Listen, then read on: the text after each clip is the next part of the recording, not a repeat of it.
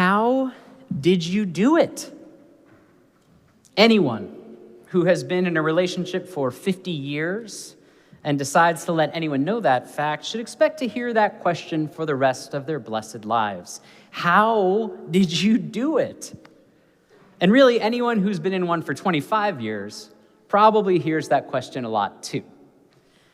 I've got half a mind to kind of sit down. Well, honestly, I had half a mind to let the children sing for the hour, if that was possible. Call that church. But half a mind to sit down and let some of the celebrants of 25 and 50 years come up and tell them how they did it and answer that question. But we saw how mic work went so maybe not. But you've been a member here for a quarter century, some of you. How did you do it? I suspect the answer will mostly be the same among you. I did it because Reverend Daniel said so. No. It takes more than just that, more than one person, to stay in any relationship for very long. I remember many years ago, I was at dinner with some friends, and a friend of mine who had been in a relationship for a while, even though he was younger than me, was talking about their relationship. So they've been with the same partner since high school, through college, through their partner's medical school, and they were just planning on getting married. So my friend knew a fair amount more than I did about staying in a long-term relationship and what it meant. And in between spoonfuls of soup, we all hear kind of out of nowhere, if you have someone who's just doing whatever you want in a relationship, not asking any questions or fighting with you some, you're not in a relationship. You're in something, but it's not a relationship. And I don't know why that landed so hard for me in that moment. Maybe it's because I also find this to be true in all kinds of relationships. The families we choose, families of origin, churches, sports team affiliations, are one of the biggest fights we see around this time of year every year. Pumpkin spice or not pumpkin spice. The list goes on in our lives, I'm sure. Among so many of the relationships we have, if they are indeed relationships, are differences of opinion, differences in modes of communication, different ways of being together and getting along or not getting along, and sometimes downright fighting. And that reminds me of the story of the bishop's children. The two youngest children of the bishop in town were inseparable. They were always coming up with ways to keep themselves busy. Not all of these activities were as productive as others. But some of the things they did to entertain themselves were things like creating their very own printing press and starting a small business fixing bicycles.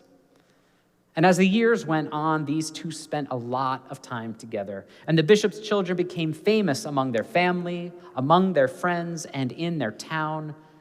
They weren't famous for fixing bicycles. They weren't famous for what they printed on their printing press. They weren't even famous for doing anything particularly wrong. No. They were famous for fighting.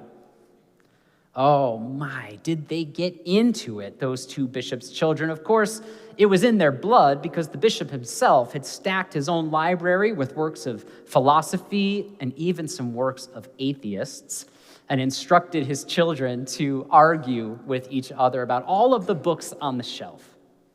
The bishop's children had arguments that lasted not days, not weeks, but months at a time, and it was awesome. The fights these kids had are still studied today. The children couldn't have been more different.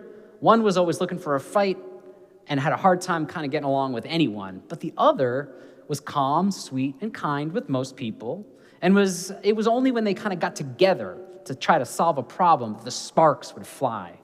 Each child would argue why they were right and why their sibling was wrong, why. And the arguments would not end until one kid pinned the other down, usually with words, and said the magic phrase that can end any argument, because Reverend Daniel said so. No. One would ask the other this: how does it work? How does your idea work better? How does it work at all? and not why. How is what made all the difference. How did you do it?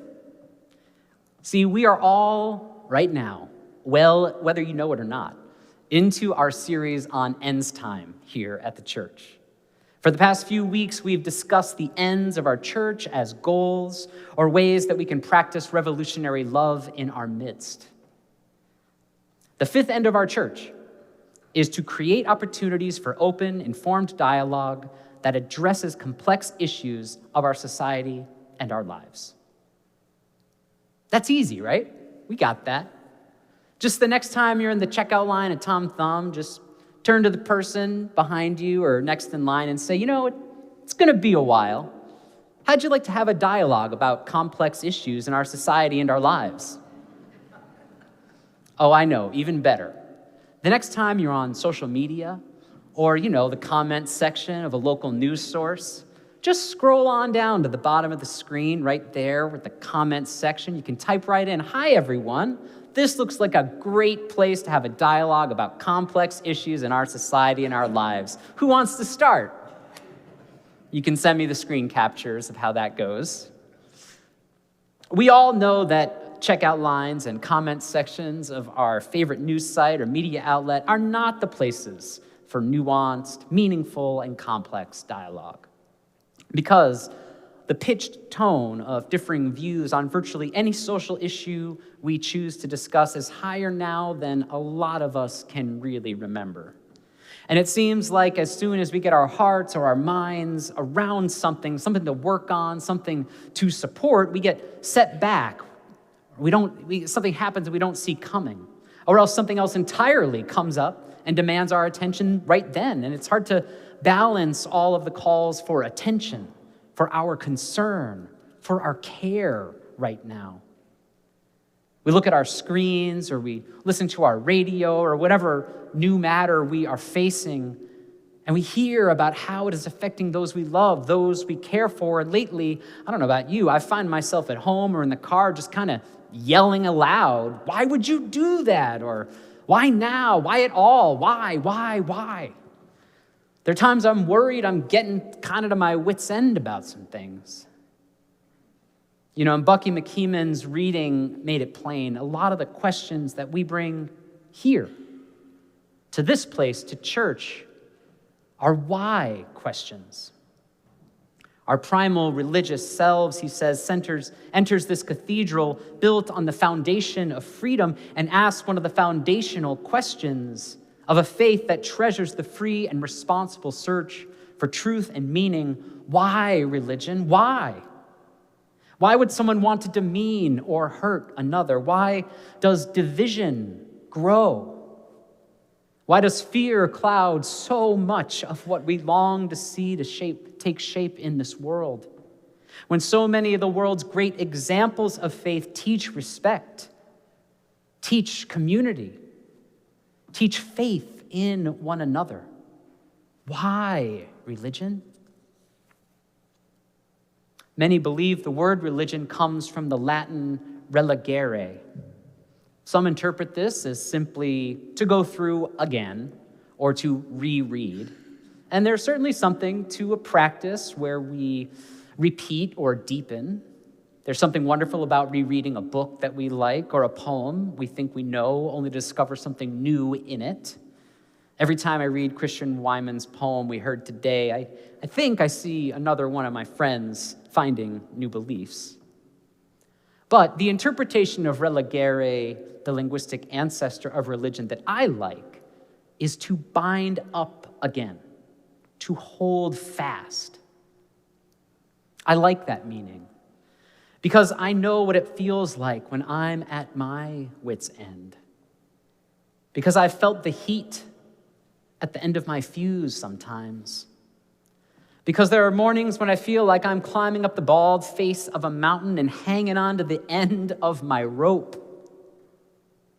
And it's the tangle of all of these ends, these wits, these fuses, ropes and more, these strands of a life that we live together that I bring here to bind up again, to hold fast. Because the poet tells us the days have daggers and the mirrors have motives. And the planet's turning faster and faster in the blackness. We need to hold together, hold fast to one another. We need to be bound, then rebound for in the course of human history. It is that need, that very human need to be together again, to call out, comfort me again and be held once more. It is that need that was around a long, long time before someone found a Latin name to give it, that answers are so many, are so often, are so painful. Why? In his new book, Think Again, Adam Grant offers some solutions. The author offers solutions about some of the tough questions we're seeing in society today. He says, psychologists find that many of us are vulnerable to an illusion of explanatory depth. Take everyday objects like a bicycle, a piano, or earbuds. How well do you really understand them? People tend to be overconfident in their knowledge. They believe they know much more than they actually do about how these objects work. We can help them see the limits of their understanding by asking them to unpack the mechanisms. How do the gears on a bike work? How does a piano key make music? How do earbuds transmit sound from your phone to your ears? People are surprised by how much they struggle to answer these questions and quickly realize how little they actually know. He goes on to observe this. When people were asked why they favor particular policies on taxes, healthcare, or nuclear armament, they often doubled down on their convictions, asking people to explain how those policies would work in practice or how they'd explain them to an expert, sometimes activated a rethinking style. They noticed gaps in their knowledge, doubted their conclusions, and in some cases became less extreme. They were now more curious about alternative options. See, one of the extraordinary things about being here with you, about this really amazing community that I've found in these short few weeks that I've been here with you, is that this community sees the ways that our siblings, ourselves, our world is troubled. And this place asks, why? We don't shy away from the structural, systemic wrongs and injustices wrought upon so many for so long, but this community is also working, striving, and engaging in the question of how. And that engagement is the spiritual maturity that comes to us from asking, instead of just, how did you do it?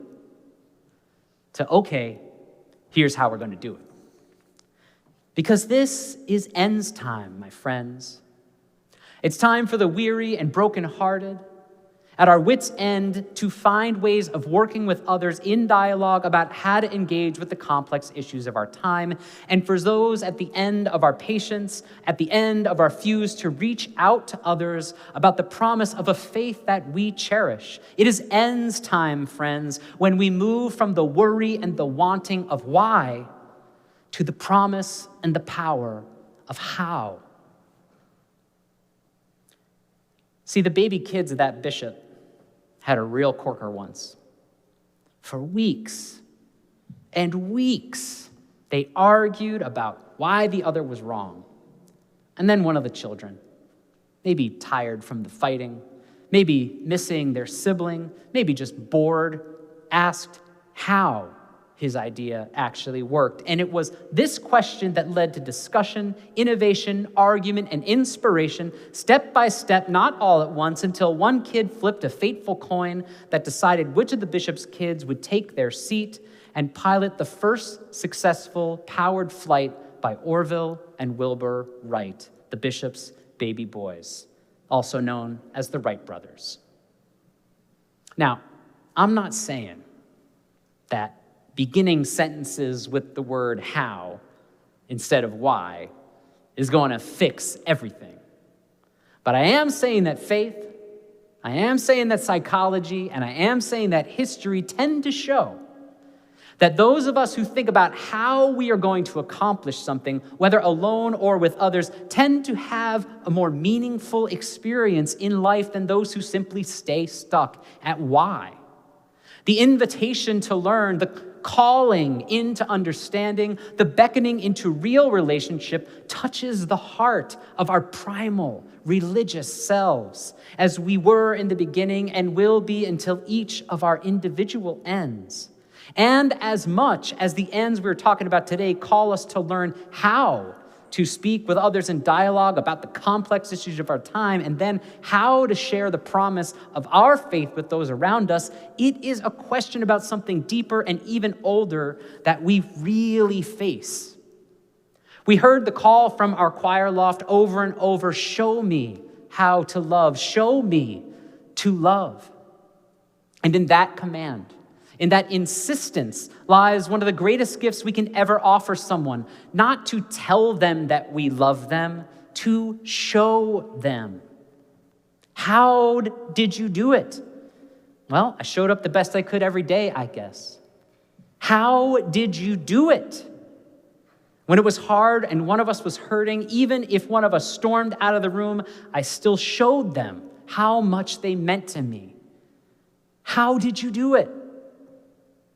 I showed them love.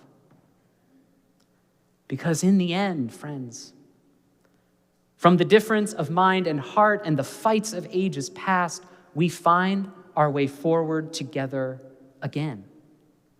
In the end, from a faith that strives ever to welcome all who welcome all, and a church that tries to show us how, we find our way forward together again. In the end, from a life that seems at odds with so many around us, and yet seeks understanding and compassion for all, from a life at a wit's end or a fuse's end, that yet seeks the stillness, that slakes that thirst of longing, from a life that seems to be fixin' for a fight, and yet seeks the deeper knowledge that comes with the right questions. How did you do it? That's easy.